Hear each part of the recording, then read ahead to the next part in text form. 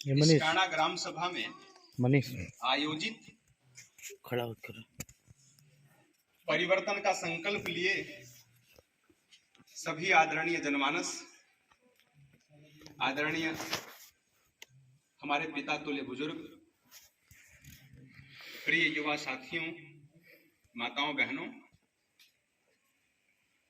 एवं हमारे साथ आए सभी सम्मानित जन, बगल में बैठे आदरणीय पूर्व प्रधान जी श्री धर्मेंद्र सिंह जी, सबको मैं प्रणाम करता हूं। सार्वजनिक रूप से सबको साधुवाद देता हूं।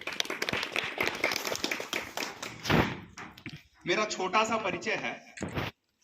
मेरा नाम डीएम सिंह गहरवार है, इसका कोई फुल फॉर्म नहीं है। और डीएम सिंह गहरवार नाम मेरा इसलिए है कि मैं डीएम बनना चाहता था। और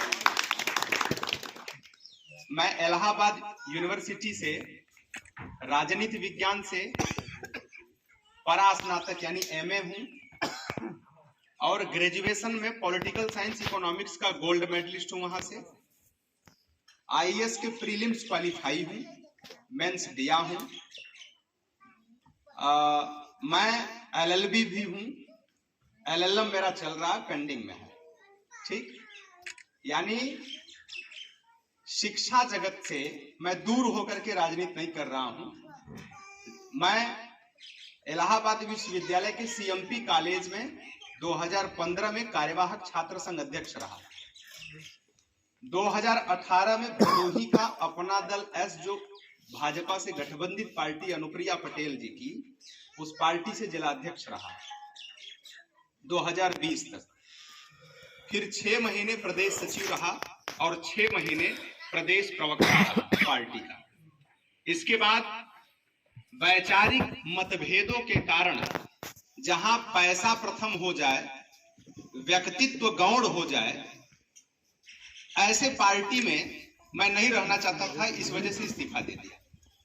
अपने शासन सत्ता में होते हुए, भाजपा और अपना दल शासन में है ना, सरकार जिसकी है, 5 वर्ष तक लोग मलाई काट लेते हैं तब इस्तीफा देते हैं, लेकिन मैं बीच में प्रदेश लेवल का लीडर था।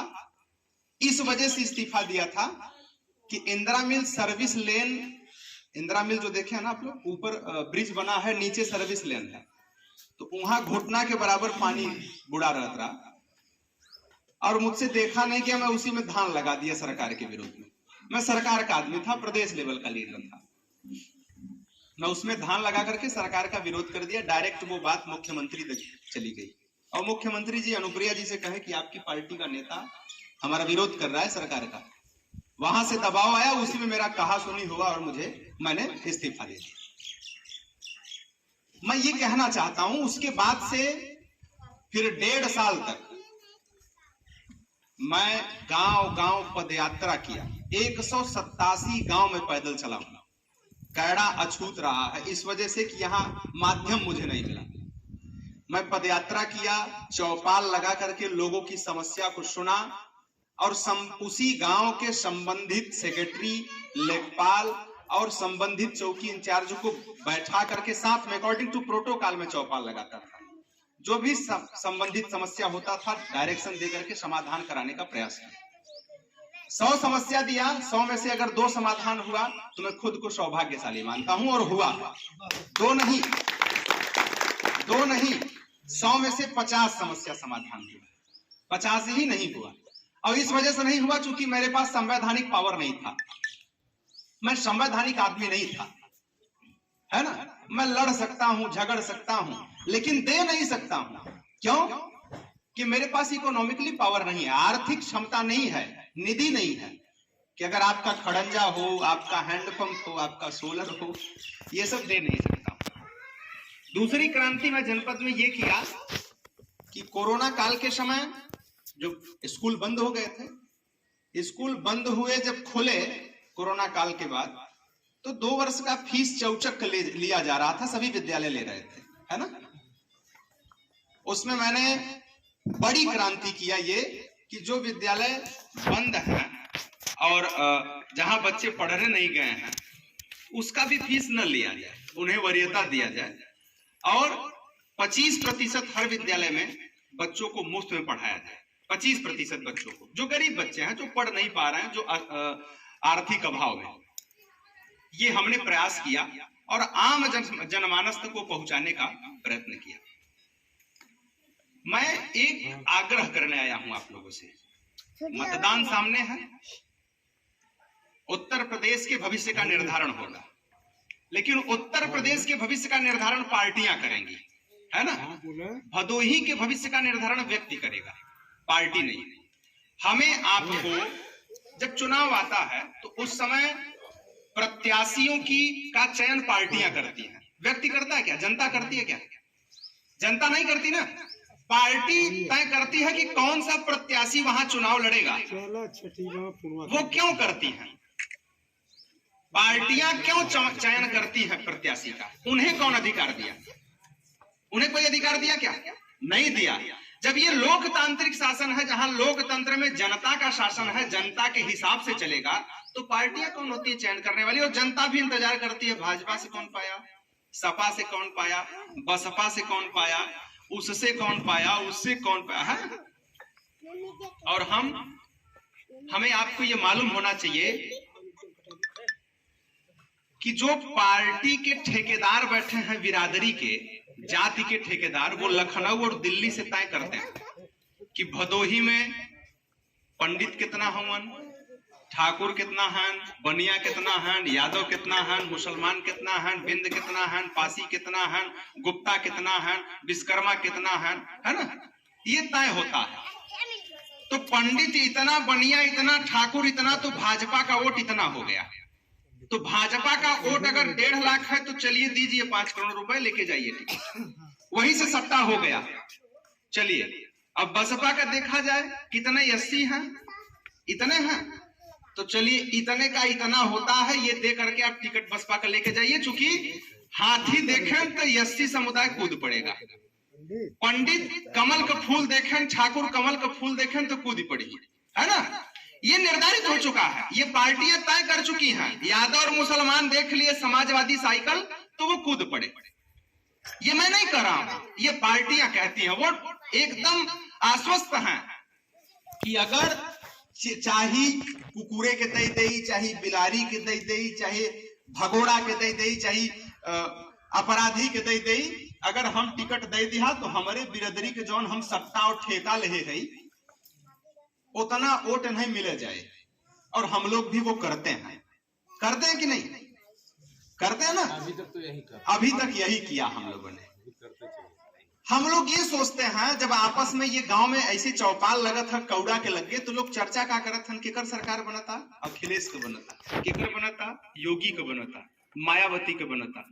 सब लोग चर्चा करके आपस में लड़ जाते हैं कि किसका किसका बन रहा है ना। हम कभी ये चर्चा करते हैं कि यहाँ से विधायक कौन बन रहा है, किसको बनना चाहिए, कौन योग्य है, कभी चर्चा नहीं करते। हम ये सोचते हैं कि भाजपा का लहर बा तो भाजपा का ही विधायक बने, सपा का लहर बा तो सपा का ही विधायक बने। अरे चयन आपको करना है, वोट आपको देना है, भाजपा को थोड़ी देना है, सपा को थोड़ी देना है, देना व्यक्ति को है और आम जनमानस को देना है। आप लोग सौभाग्यशाली हैं कि 90% विधायक, 27 वर्ष भदोही बने हुए क्या ना, 90% विधायक भदोही में आप लोगों के सरकार में विधायक रहे। जिसकी सरकार रही है जिस पार्टी का, उसी पार्टी का विधायक यहाँ रहा है। अपवाद स्वरूप एकाक दो इधर उधर हुए हैं, और वो भी भविष्य में सरकार में आ गए हैं बीचे में, है ना। यानी सरकार में रह करके विधायक जब आपके गांव तक नहीं पहुंच पा रहा है तो हम पार्टी का चयन क्यों करें? ये प्रश्नवाचक चिन्ह है कि नहीं है? सरकार तो बीजेपी की थी, विधायक भी आपका बीजेपी का, सभासद बीजेपी का, चेयरमैन बीजेपी का, प्रधान बीजेपी का, प्रधानमंत्री बीजेपी का, मुख्यमंत्री बीजेपी का, कैबिनेट मिनिस्टर बीजेपी का। अरे प्रधान से लेके प्रधानमंत्री तक भाजपा का होंगे, तबो नहीं गांव तक विकास पहुंच पाता। हमें विकास में क्या चाहिए? 5 किलो राशन चाहिए क्या? चाहिए? चलिए वो अगर उसी पे संतुष्ट हैं तो ठीक है, 5 किलो राशन के भरोसे अपने बच्चों को छोड़ दीजिए। इन युवाओं को मैं अपने आंख से देखा हूं कि 17, 18 साल, 16 साल के लड़के मुंबई, कलकत्ता, दिल्ली में जाकर के 8,000 की नौकरी कर रहे हैं, जूता पालिश कर रहे हैं, बोड़ा बिछा करके। अगर यही भदोही में रोजी रोजगार मिल जाए तो उन्हें मुंबई दिल्ली जाने की आवश्यकता पड़ेगी क्या? नहीं पड़ेगी। मैं रोजगार की लड़ाई लड़ रहा हूं। हमें 5 किलो राशन, 1 पैकेट तेल और 1 पैकेट नमक न चाहे, हमें रोजगार दो। मैं कमाने की क्षमता रखता हूं, कमा करके अपना परिवार जिला खिलाऊंगा, है ना? लेकिन इसके विषय में कोई काम नहीं करेगा। क्यों? उनके लड़का का एडमिशन देश के सबसे बड़े विद्यालय में हो जाए, काहे कि उन्हें कोटा भी मिलत है। विधायक सांसद हो जाए तो कोटा मिले, है ना? उन्हें वरीयता मिले, उनके पास पैसा बा, उनके परिवार के व्यक्ति का इलाज एम्स, पीजीआई और बड़े हॉस्पिटल्स में हो जाएगा, है ना? लेकिन आपका इलाज सरकारी अस्पताल, प्राथमिक स्वास्थ्य केंद्र और सीएचसी ब्लॉक पर होगा। और ब्लॉक पर क्या व्यवस्था है हमसे बेहतर आप लोग जानते हैं। मैं बहुत सामान्य परिवार का व्यक्ति हूं, एकदम सामान्य परिवार। हमारे परिवार के हमारे पिताजी टैक्सी चलाते हैं मुंबई में, हमारे भाई लोग भी टैक्सी चलाते हैं, उसी कमाई खाता हूं, वही कमाई खाता हूं। हम ठेकेदारी, दलाली, बेईमानी, चोरी बेईमानी करके हमने कुछ नहीं किया है। मैं 2018 से भदोही के राजनीति में हूं। एक व्यक्ति नहीं कह सकता मेरे पास जो गए हैं मैं उसके मदद के लिए खड़ा रहा हूं, और जहां भी समस्या मैंने सुना मैं उस समस्या के समाधान के लिए मौके पर पहुंचा हूं। क्यों धर्मेंद्र भैया? मनापुर में एक घटना हुआ था ना उस मुसहर लड़की के साथ, कोई लीडर पहुंचा क्या?